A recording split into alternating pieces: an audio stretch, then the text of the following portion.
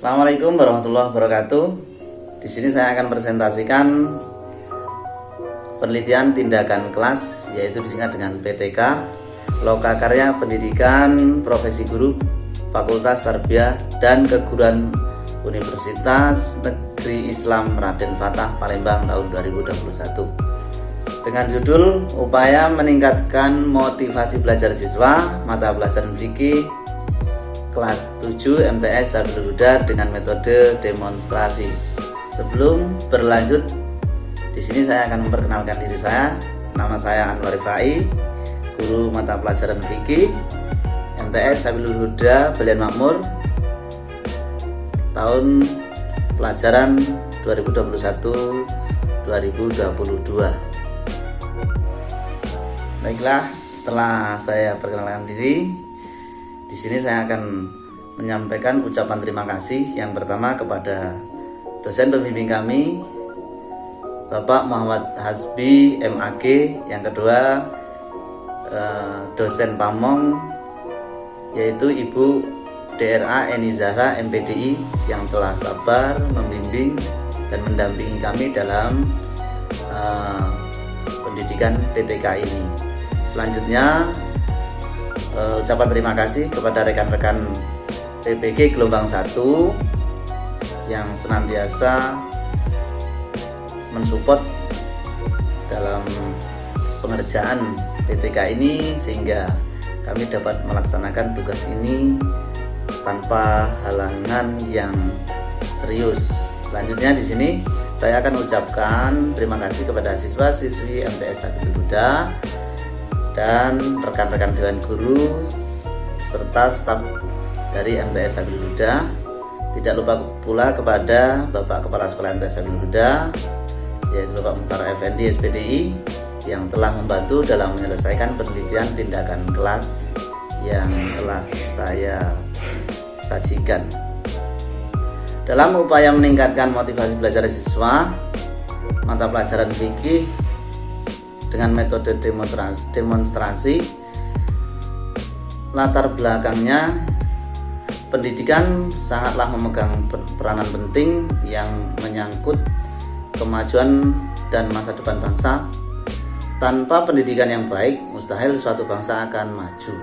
Dalam Undang-Undang Sistem Pendidikan Nasional Bab 2 Pasal 3 menyebutkan bahwa pendidikan nasional berfungsi mengembangkan kemampuan serta meningkatkan mutu kehidupan dan martabat manusia Indonesia dalam rangka upaya mewujudkan tujuan nasional. Dan yang kedua, berhasil atau tidaknya suatu pendidikan dalam suatu negara adalah karena guru. Guru mempunyai peranan yang sangat penting dalam perkembangan dan memajukan anak didiknya. Dari sinilah guru dituntut untuk dapat menjalankan tugas dengan baik, dengan sebaik-baiknya untuk dapat mencapai tujuan pengajaran yang diharapkan.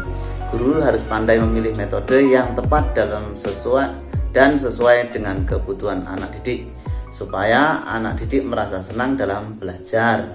Dalam proses belajar mengajar bukan hanya menyampaikan ilmu pengetahuan saja, akan tetapi pemberian motivasi sangatlah penting karena secara psikologis anak akan merasa senang apabila mereka diperhatikan. Salah satu cara memberikan perhatian adalah dengan memotivasi. Berpijak dari latar belakang di atas, maka perlu kiranya diadakannya suatu penelitian pendidikan. Dalam hal ini, penulis mengangkat satu topik, upaya meningkatkan motivasi belajar siswa mata pelajaran fikih kelas 7 MTS Sabilul Huda dengan metode demonstrasi. Rumusan masalahnya dari uraian latar belakang di atas, maka penulis merumuskan permasalahan. Yang pertama, apakah metode demonstrasi dapat meningkatkan motivasi belajar siswa MTS Sabilul Huda? Yang nomor dua, bagaimana cara metode demonstrasi diterapkan sehingga dapat memotivasi belajar siswa kelas 7 MTS Sabilul Huda Balian Makmur? Oke, selanjutnya tujuan penelitian. Berdasarkan pada rumusan masalah di atas, maka di sini saya akan merumuskan penelitian ini dengan tujuan sebagai berikut. Yang pertama, mempelajari apakah metode demonstrasi dapat meningkatkan motivasi belajar siswa kelas 7 MTS Habibie Huda. Yang kedua, mempelajari bagaimana metode demonstrasi diterapkan sehingga dapat memotivasi belajar siswa kelas 7 MTS Habibie Huda Balen Makmur.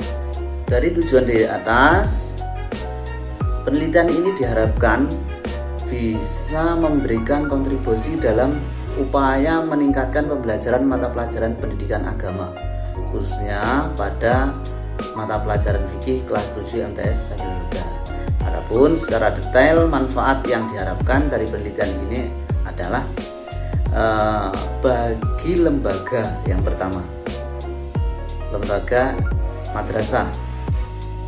Bagi lembaga, penerapan metode demonstrasi ini diharapkan menjadi sumbang pemikiran dan menjadi pijakan dasar untuk lembaga ataupun sekolah dalam kaitannya menentukan kurikulum dan memberikan kebijakan dalam pengajaran pendidikan agama. Sedangkan manfaat bagi guru.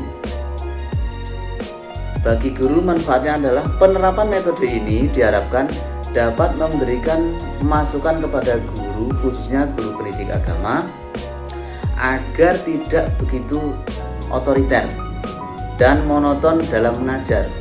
Dengan menggunakan metode demonstrasi KBM di kelas, guru pendidikan agama bisa memberikan kesempatan kepada siswa untuk mempraktekkan segala materi fikih agar siswa betul-betul memahami dan benar dalam melaksanakan di kehidupan sehari-hari.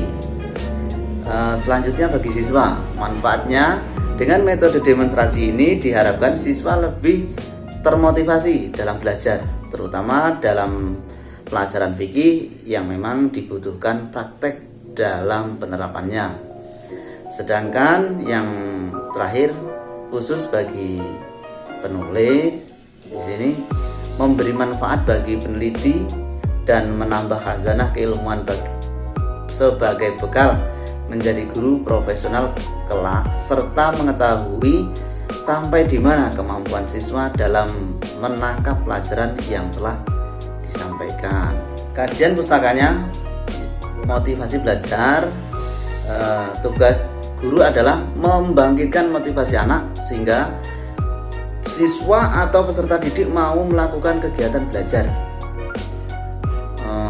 Motivasi juga dapat tumbuh dari dalam diri individu dan dapat pula timbul akibat pengaruh dari luar dirinya. Motivasi intrinsik ataupun motivasi dari dalam, jenis motivasi ini timbul sebagai akibat dari dalam diri individu itu sendiri tanpa ada paksaan dan dorongan dari orang lain, tetapi atas kemauan diri sendiri. Dalam belajar terkandung tujuan menambah pengetahuan, ataupun intrinsic motivation are inherent in the learning situation and meet fulfill need and purposes. Yang kedua, motivasi extrinsic ataupun motivasi dari luar. Jenis motivasi ini timbul sebagai akibat pengaruh dari luar dari diri individu tersebut.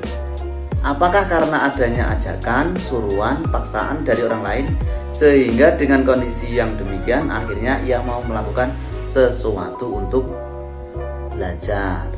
Adapun bentuk-bentuk motivasi di dalam kegiatan belajar mengajar, peranan motivasi baik intrinsik maupun ekstrinsik sangatlah diperlukan.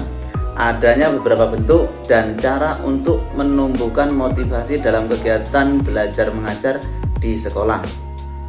Yang pertama, memberikan angka ataupun nilai. Yang kedua, memberikan hadiah.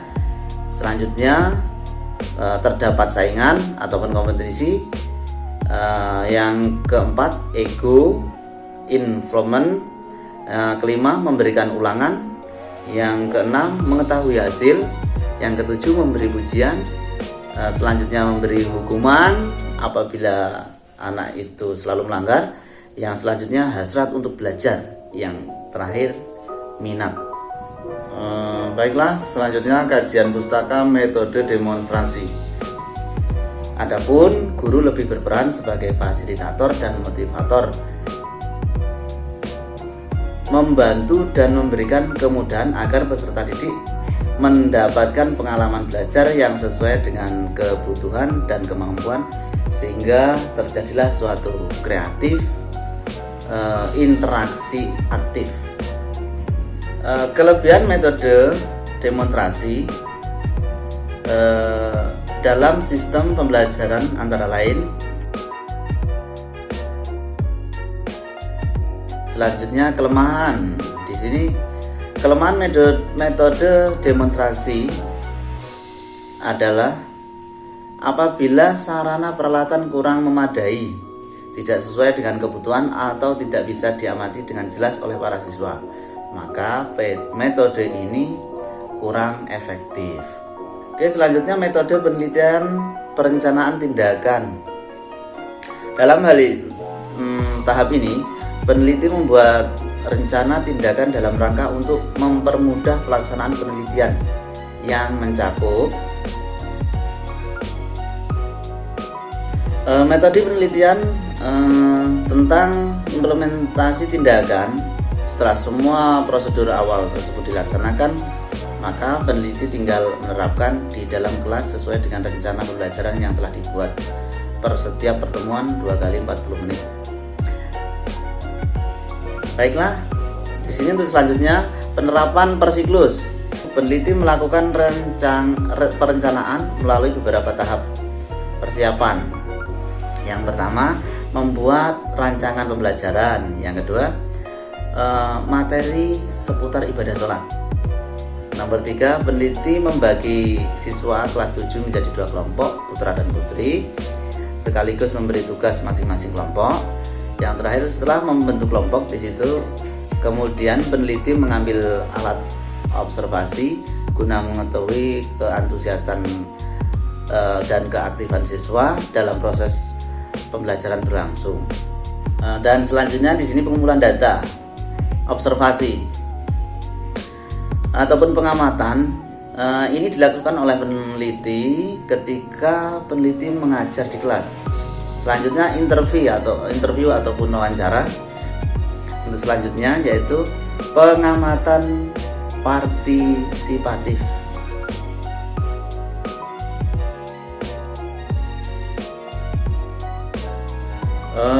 Untuk selanjutnya hasil penelitian dan pembahasan. Baiklah, untuk selanjutnya penutup dan dokumentasi. Metode demonstrasi dan tanya jawab yaitu cara menyajikan bahan pelajaran fikih melalui ceramah dan tanya jawab. Dalam percakapan itu dapat terjadi antara guru dan murid dan antara murid dengan murid, sambil menambah dan terus memperkaya ilmu agama. Terima kasih. Assalamualaikum warahmatullahi wabarakatuh.